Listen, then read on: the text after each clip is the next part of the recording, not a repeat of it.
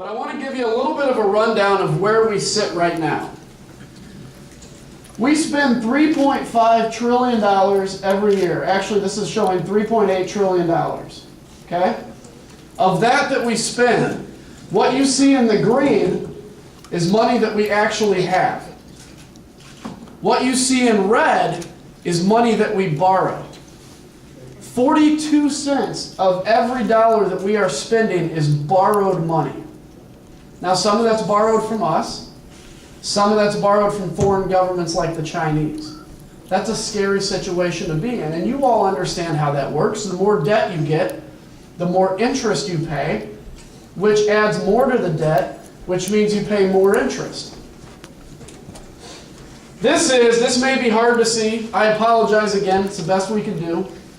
This is a pie chart that breaks down where the government is spending money at. So of the $3.5 trillion, $666 billion is non-defense discretionary spending. This is basically the money spent to run government and to run a lot of the programs like Head Start and things like that you hear about. Defense is $692 billion. So these two pieces right here are what's called basically discretionary spending in total. Now that's the only piece of the pie that we were talking about with this continuing resolution. That's the only part that's really up for negotiating in a continuing resolution. That's what we cut the $38 billion out of. Keep it in mind though, it's not the full $1.2 trillion because we already spent about 5 months worth of that money. Over here, we have Social Security. $701 billion a year is spent on Social Security, that's the red. Above that is Medicare, that's $519 billion a year. Above that is Medicaid, $273 billion a year. And then this piece of the pie right here is growing, that's called interest. Right now, $200 billion of your taxpayer money a year goes to pay the interest on the national debt. And the rest is other mandatory spending. If I would zeroize right now, if I would take out and say we're not spending any more money on discretionary, so we shut down the government completely, we basically dissolved the federal government, and I would zeroize the defense piece right there. So if I got rid of the military, let's say we don't want a military anymore, we're not going to spend another dime on it, we would still be right now about $200 billion in deficit this year. Still. That was our deficit in all of 2007. Let me show you one last thing. This is our government spending as a percent of gross domestic product, of GDP. Now, as you can see throughout history, that's been right about 20%. That's this black line. This red line is where we are projected to go. Straight up. Government spending as a percent of GDP. Now there's a plan that we put forward that I voted for called the Path to Prosperity. I'll talk about that. But that Path to Prosperity will bring that line back down to a position where we're 20% of GDP and we can begin to have a plan to pay down the debt. Now here's the really bad news about everything. I'm going to give you some good news, I promise, don't worry. The bad news is to get off of the course we're on is not going to be easy. I've never wanted, I'll tell you from a political perspective, it's not easy to sit in front of people and say that we're going to reduce spending. In the 90s, congressmen went to Congress for the sole purpose of bringing more money back, right? And spending more money. That's what it was all about. Now we've got some very big decisions to make. So there are no plans to get out of this that are going to be easy.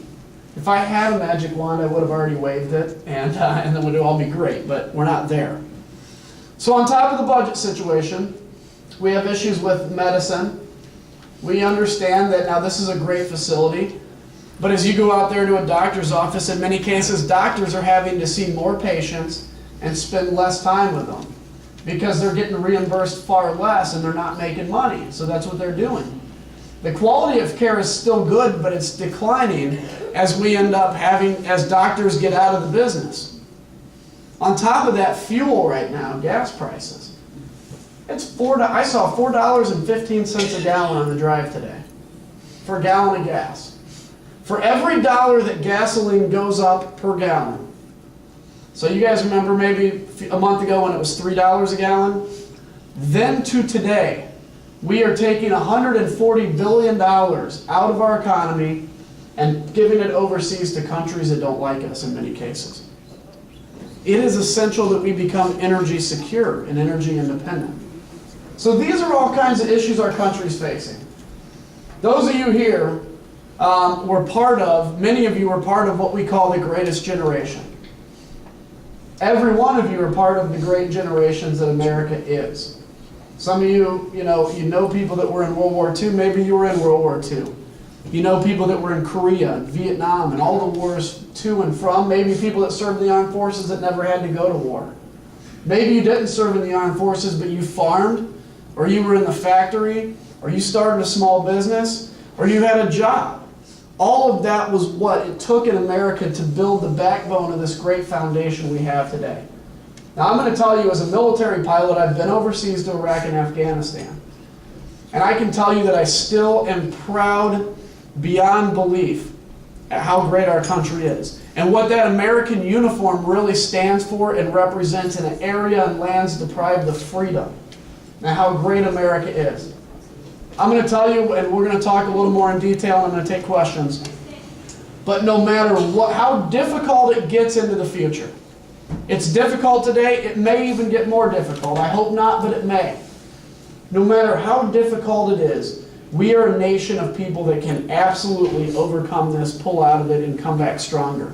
Because I want our kids and grandkids to read the history books, read about the year 2011 as the year America woke up and became even stronger than she's ever been before. That's something that I believe in. That's something I'm fighting for. Now, as I